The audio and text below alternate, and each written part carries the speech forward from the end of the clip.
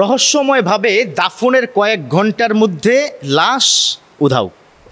এই ঘটনাটা কি ঘটেছে কুড়িগ্রামের রাজার হাটে। মানে ধরে নেন সন্ধ্যার সময় কি লাশটিকে দাফন করেছে, রাত 9টার দিকে দেখে ওই লাশ সেখানে নেই। তার সন্তানরা এসে অবাক। সন্ধ্যার পরে তারা একটু কবর জিয়ারত করতে এসেছে মায়ের। এটা মহিলার ঘটনা, কত নেক্কারজনক ঘটনা দেখেন। তাহলে কেয়ামত কোন দিকে, মানে আলামত যে একটার পর একটা হচ্ছে আপনি কল্পনা করতে পারবেন না। তখন ইতিমধ্যে ট্রিপল লাইনে ফোন দিয়েছে। ফোন দিয়ে বলল আমার মায়ের লাশ এই 3 ঘন্টার মধ্যে কবর থেকে তাকে আর পাওয়া যাচ্ছে না। পুলিশ এসে প্রায় 2 ঘন্টা খুঁজে পাওয়া গেল একটা ডোবার মধ্যে অর্ধনগ্ন অবস্থায় মহিলার লাশটা ওখানে কি পড়ে আছে। নাউজুবিল্লাহ। এই দৃশ্য, করুণ দৃশ্য দেখে এলাকাবাসী সবাই উন্মাদ হয়ে গেছে। পরবর্তীতে জানা গেল যে এই ঘটনাটা এই এলাকায় এর আগেও কয়েকটা কি ঘটেছে। কেন ঘটেছে জানা গেল যে প্রতি শনি এবং মঙ্গলবারে যে মানুষগুলো মারা যায় তাদের লাশ দাফন করার কয়েক ঘন্টার মধ্যে, 6 ঘন্টা 5 ঘন্টা অথবা 1 ঘন্টা বা মানে 1 দিন বা 24 ঘন্টার মধ্যেই ওই লাশটি উধাও হয়ে যায়। কাফনের কাপড়টা মূলত চুরি করা হয়। আজীব, কেন চুরি করা হয়?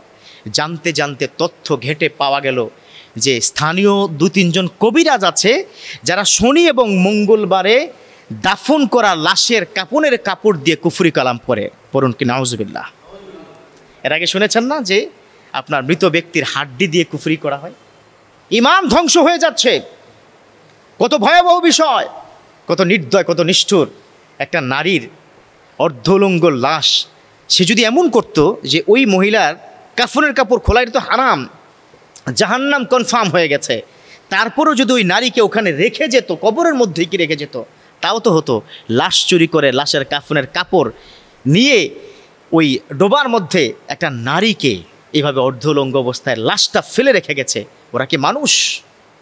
ওরা তো নরপিশাচ। ওরা ভয়াবহ, এখন নির্দয় নির্মম হয়ে গেছে পৃথিবী।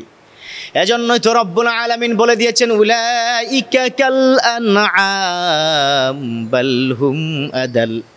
ওরা তো যারা নরপিশাচ, যারা নির্দয়, যারা নিষ্ঠুর, যারা অমানুষ, উলাইকা কাল আনআম, ওরা তো চতুষ্পদ জন্তুর ন্যায়, বালহুম আদাল, তার চাইতো নিকৃষ্ট।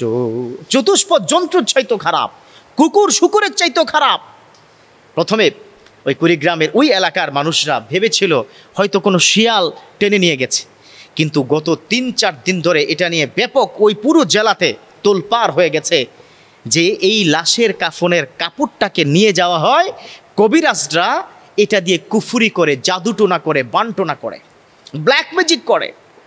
অথচ তারা কিন্তু জানে না, বিশ্বনবী স্পষ্ট করে কি বলে দিয়েছেন, মান সাহারা আহাদান, জন্যকে সেহের করে, জাদুটোনা করে, লা ইয়াদখুলুনাল জান্নাতা আবাদা, কশিন কালেও সে জাহান্নামে যাবেন, মানে জান্নাতে যাবে না।